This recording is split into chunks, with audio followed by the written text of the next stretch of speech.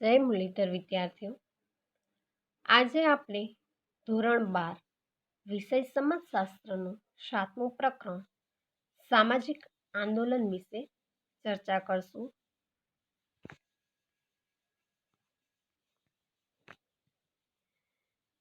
કે સમાજ જીવનમાં સમૂહ માધ્યમોની શું ભૂમિકા રહેલી છે તે આપણે પ્રકરણ 6માં જોયું.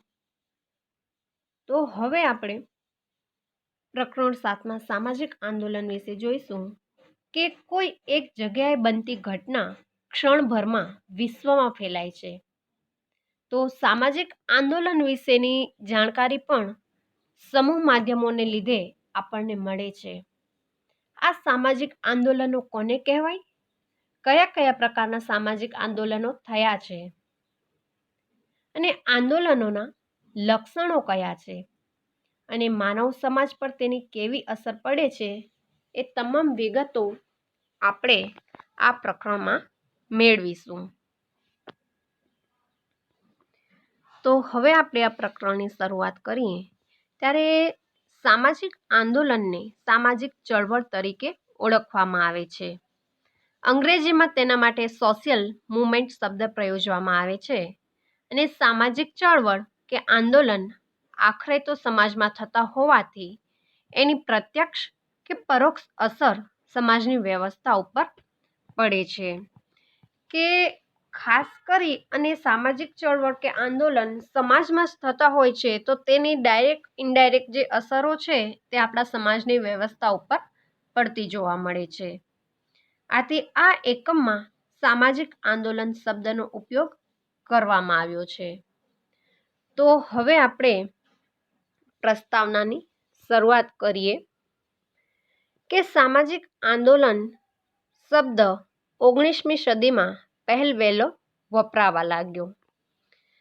તે સમયે આ શબ્દ અમુક ચોક્કસ અર્થમાં વપરાતો અને આજે આ શબ્દનો ઉપયોગ કિસાન ચળવળ, ખેતમજૂર આંદોલન, યુવક આંદોલન, મજૂર આંદોલન, સ્વાતંત્ર્ય આંદોલન, ભૂદાન ચળવળ, ગુજરાતમાં થયેલું નવનિર્માણ આંદોલન વગેરે અનેક ઘટનાઓ દર્શાવવા માટે થવા લાગ્યો છે.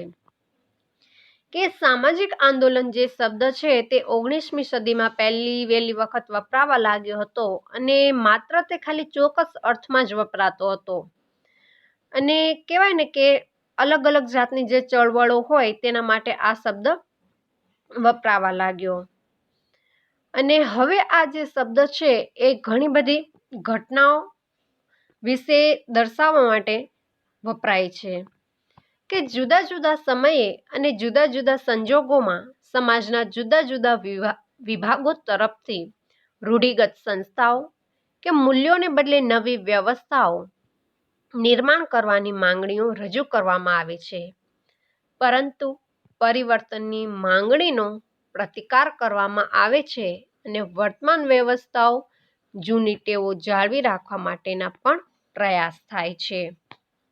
કે જુદા જુદા સમયે અને જુદા જુદા જે સંજોગો હોય છે તો એમાં આપણા સમાજના અલગ અલગ વિભાગો દ્વારા કે રૂઢિગત જે સંસ્થાઓ છે કે એ સંસ્થાઓ દ્વારા જે મૂલ્યોને બદલે જે નવી વ્યવસ્થાઓ છે એને નિર્માણ કરવાની જે લોકો દ્વારા માંગણી કરવામાં આવે છે.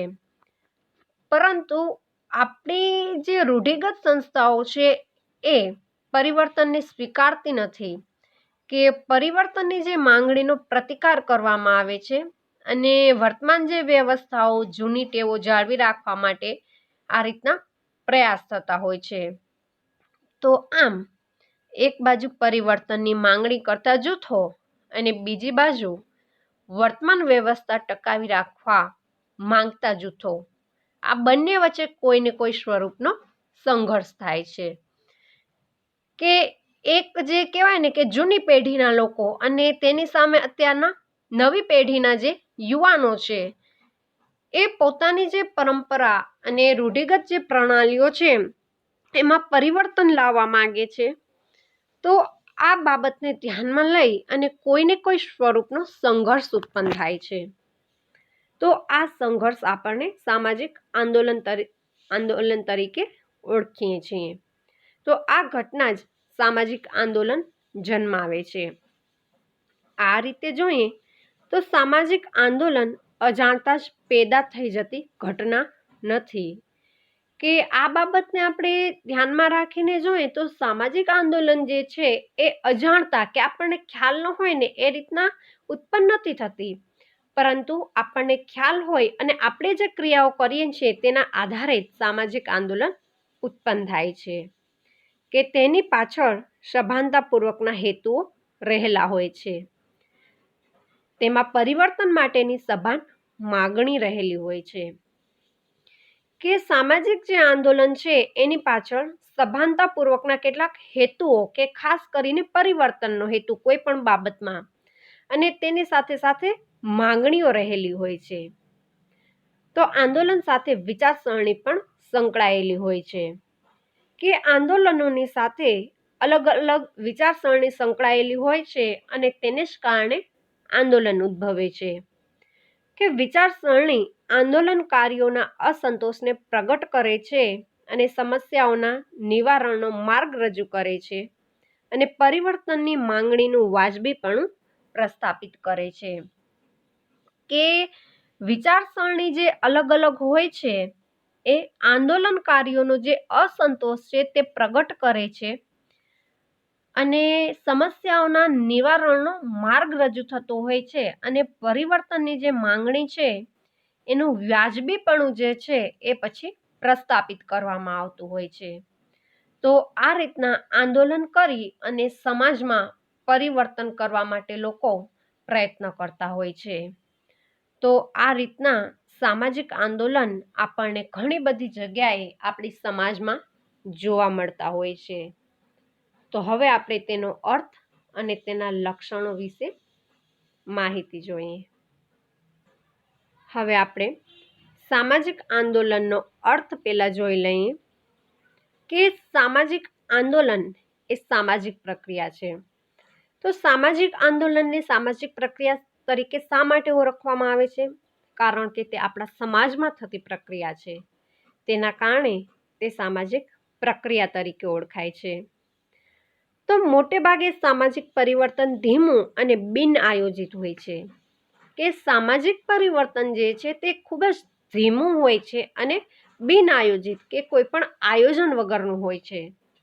પરંતુ લોકોની અપેક્ષાઓ અને દ્રષ્ટિકોણ બદલાઈ જતા કેટલીક વખત પ્રવર્તમાન સમાજના દૂષણો દૂર કરવા માટે અને નવી જીવન પદ્ધતિ પ્રસ્થાપિત કરવા માટે લોકોને કોઈક સામૂહિક પગલું લેવાનું જરૂરી લાગે છે.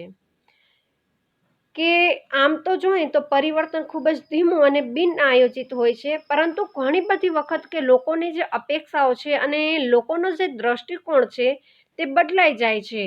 તો પ્રવર્તમાન સમાજના જે દૂષણો છે તેને દૂર કરવા માટે અને નવી જીવન પદ્ધતિ પ્રસ્થાપિત કરવા માટે લોકોને કોઈક સામૂહિક પગલું લેવાનું જરૂરી લાગે છે. કે જેમ કે આપણે જોઈએ કે પહેલાના જમાનામાં બાળકીને દૂધ પીતી કરવાનો રિવાજ હતો, સતી પ્રથાનો રિવાજ હતો. તો આ બધા રિવાજો કેવા હતા કે એના માટે સામૂહિક પગલું લેવું પડે. કે એના જ કારણે આ બધી જે પ્રથાઓ છે કે આપણા સમાજના જે આ અસામાજિક તત્વો છે તેને આપણે નાબૂદ કરી શકીએ. તો લોકોની વિચારસરણી બદલાય તો તેને કારણે એ બાબતોને કે આપણા સમાજમાંથી દૂર કરવા માટે સામૂહિક પગલું લેવાની જરૂર પડે છે.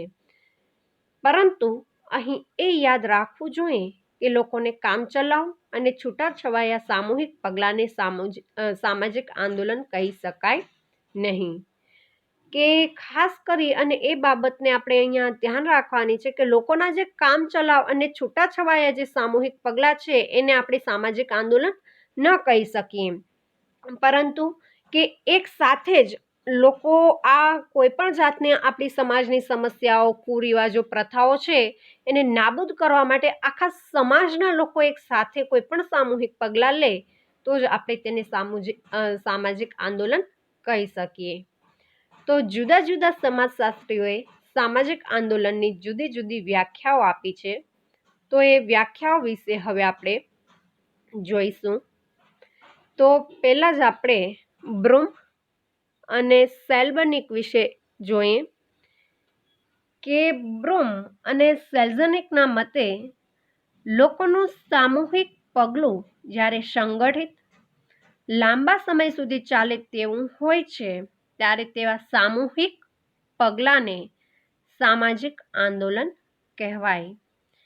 કે લોકોનું જે સામૂહિક પગલું છે જે જ્યારે સંગઠિત કે એ સામૂહિક પગલામાં લોકો સંગઠિત થઈ અને લાંબા સમયગાળા સુધી તે કોઈ પણ સમસ્યા સામે આંદોલન ચલાવતા હોય ત્યારે જ તે સામાજિક અથવા તો સામૂહિક પગલાંને સામાજિક આંદોલન કહી શકાય. એટલે કે સમાજના પ્રવર્તમાન દૂષણો દૂર કરવા માટે અને નવી જીવન પદ્ધતિ પ્રસ્થાપિત કરવા માટે લોકો જ્યારે કોઈ સંગઠિત અને લાંબા સમય સુધી ચાલે એવું સામૂહિક પગલું ભરે ત્યારે તેને સામાજિક આંદોલન તરીકે ઓળખાવી શકાય. કે આપણા સમાજમાં ઘણા બધા એવા દૂષણો છે કે એ દૂષણોને દૂર કરવા માટે અને તેની જગ્યાએ નવી જીવન પદ્ધતિ અપનાવવા માટે લોકો સંગઠિત થઈ અને લાંબા સમયગાળા સુધી એ બાબતનો વિરોધ કરતા રહે અને આવું જે સામૂહિક પગલું ભરવામાં આવે છે એને જ આપણે સામાજિક આંદોલન તરીકે ઓળખાવી શકીએ છીએ. તો ત્યારબાદ હવે આપણે નિસ્બતના મત મુજબ સામાજિક આંદોલનની વ્યાખ્યા જોઈએ. કે સામાજિક ચળવળને ચોક્કસ ધ્યેય હોય છે. કે આમ તો આપણે કહેતા હોઈએ છીએ કે કોઈ પણ જે કાર્ય છે એ કાર્ય આપણે ધ્યેય સિદ્ધ કરવા માટે જ કરતા હોઈએ છીએ. તો સામાજિક આંદોલન પાછળનું પણ કોઈ એક ચોક્કસ ધ્યેય હોય છે કે આ ધ્યેય તે સામાજિક માળખામાં પરિવર્તન લાવવાનું છે. તો સામાજિક આંદોલનનું મુખ્ય ધ્યેય શું? તો કે આપણું જે સામાજિક માળખું છે કે જે જૂની પરંપરા અથવા તો ઘણા સમયથી ચાલતું આવેલું છે એમાં પરિવર્તન લાવવા માટેનું છે. તો આમ સામાજિક ચળવળ ચોક્કસ ધ્યેય હોય છે અને એ ધ્યેય કે તે સામાજિક માળખામાં પરિવર્તન લાવવા માટેનું કાર્ય કરે છે.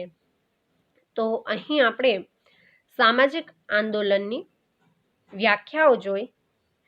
તો હવે આપણે સામાજિક આંદોલનના ખ્યાલને વધુ સ્પષ્ટ કરવા માટે સામાજિક આંદોલનના જુદા જુદા લક્ષણો જોઈએ. તો હવે આપણે સામાજિક આંદોલનના લક્ષણો જોઈશું.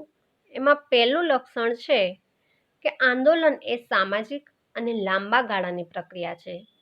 કે સામાજિક આંદોલન જે છે તે ખાસ તો આપણા સમાજમાં થતી હોવાથી તેને સામાજિક પ્રક્રિયા તરીકે ઓળખવામાં આવે છે અને તેની સાથે સાથે તેને લાંબા ગાળાની પ્રક્રિયા પણ હોય છે.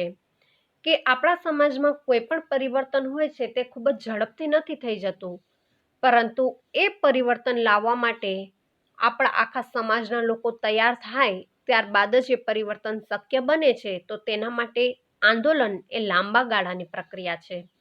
જેમ કે આપણે સમાજમાં પહેલા બાળકીને દૂધ પીતી કરવાનો રિવાજ અને સતી પ્રથાનો જે રિવાજ હતો, તો એ જ બાબતમાં જ્યારે આપણે પરિવર્તન લાવવું હતું ત્યારે કે આપણી સમાજના અગ્રણી એવા રાજારામ મોહન રાય દ્વારા આપણા આખા સમૂહને કે આખા સમાજને કે એની માનસિકતા જે છે એ બદલાવી એ કોઈ નાની વાત નથી. ત્યારે માનસિકતા લોકોની બદલાવી અને તેની સાથે સાથે કે આખી સમાજના જે લોકો છે તે એ બાબતને સાથ આપે ત્યારે જ એ પરિવર્તન શક્ય બને છે. તો આમ સામાજિક આંદોલન જે છે તે સામાજિક અને લાંબા ગાળાની પ્રક્રિયા હોય છે. ત્યારબાદ બીજું લક્ષણ છે આંદોલન સામૂહિકતા ધરાવે છે. કે કોઈ પણ સામાજિક આંદોલન જે છે તે કોઈ પણ સમાજમાં કોઈ એક વ્યક્તિ દ્વારા અથવા તો 4-5 વ્યક્તિ દ્વારા નથી થતું હોતું, પરંતુ તેમાં સમાજના ઘણા બધા લોકોનો સમાવેશ થતો હોય છે. તો તેને જ કારણે આંદોલન એ સામૂહિકતા ધરાવે છે. ત્યારબાદ ત્રીજું લક્ષણ છે કે કોઈ પણ આંદોલન ધ્યેયલક્ષી હોય છે. કે કોઈ પણ આંદોલન જે સમાજમાં થતા હોય છે એની પાછળ કોઈને કોઈ ધ્યેય રહેલું હોય છે અને એ ધ્યેયને સિદ્ધ કરવા માટે જ સામાજિક આંદોલન થતા હોય છે. ચોથું લક્ષણ છે કે સામાન્ય રીતે મોટા ભાગના આંદોલન ચોક્કસ પ્રકારની વિચારસરણીથી પ્રેરિત હોય છે. કે સામાજિક આંદોલન જે છે એ ચોક્કસ પ્રકારની વિચારસરણીથી પ્રેરાયેલા હોય છે અને ત્યારબાદ આપણા સમાજમાં પરિવર્તન લાવવા માટે જ સામાજિક આંદોલનો થાય છે. કે કોઈ એવી વિચારસરણીથી લોકો પ્રેરાયેલા હોય છે અને એ વિચારસરણી પછી પોતાના સમાજમાં લાગુ કરવા માટે જ સામાજિક આંદોલન કરવામાં આવતા હોય છે. ત્યારબાદ આંદોલન ક્રિયા તરફની અભિમુખતા દર્શાવે છે. કે આંદોલન જે છે તે ક્રિયા તરફની અભિમુખતા દર્શાવે છે. કે આપણે જે કોઈ પણ ક્રિયા કરીએ છીએ તેના તરફની આપણને અભિમુખતા દર્શાવે છે. ત્યારબાદ કે લગભગ બધા આંદોલનોમાં વ્યક્તિ કે વ્યક્તિઓનું ચોક્કસ પ્રકારનું તાદાત્મ્ય હોય છે. કે લગભગ બધા જ આંદોલનો જે છે એમાં વ્યક્તિ કે આખા જે સમૂહ હોય છે એ તમામ લોકોનું તાદાત્મ્ય જોવા મળતું હોય છે. એના પછી 7મું લક્ષણ છે કે પ્રત્યેક આંદોલનમાં પોતાની માંગણીઓને રજૂ કરવાની ચોક્કસ પદ્ધતિ હોય છે અને તે માટે અનેક પ્રકારની રીતોનો ઉપયોગ કરવામાં આવે છે. કે પ્રત્યેક આંદોલનમાં આપણે જોઈએ ને તો લોકોની પોતાની જે માંગણીઓ હોય છે તેને રજૂ કરવા માટેની ચોક્કસ પદ્ધતિઓ હોય છે અને એ પદ્ધતિઓ અપનાવી અને લોકો પોતાની માંગણીની રજૂઆત કરતા હોય છે અને તેમાં અનેક પ્રકારની રીતોનો ઉપયોગ પણ કરવામાં આવે છે. ત્યારબાદ 8મું અને છેલ્લું લક્ષણ છે કે પ્રત્યેક આંદોલન બદલાવ અને સાતત્યની લાક્ષણિકતા ધરાવે છે. કે કોઈ પણ આંદોલન છે તે ખાસ કરી અને સમાજમાં બદલાવ લાવવા માટેનું અને તેની સાથે સાથે સાતત્ય એટલે કે તે જે બદલાવ આવ્યો કે જે પરિવર્તન આપણે કરવા માંગીએ છીએ તેનું સાતત્ય હંમેશા કાયમને માટે ટકી રહે એવી લાક્ષણિકતા ધરાવે છે. તો અહીં આપણે સામાજિક આંદોલનોના વિવિધ લક્ષણો જોયા. તો હવે આના પછીના વિડીયોમાં આપણે સામાજિક આંદોલનોના પ્રકાર વિશેની ચર્ચા કરીશું. અસ્તુ.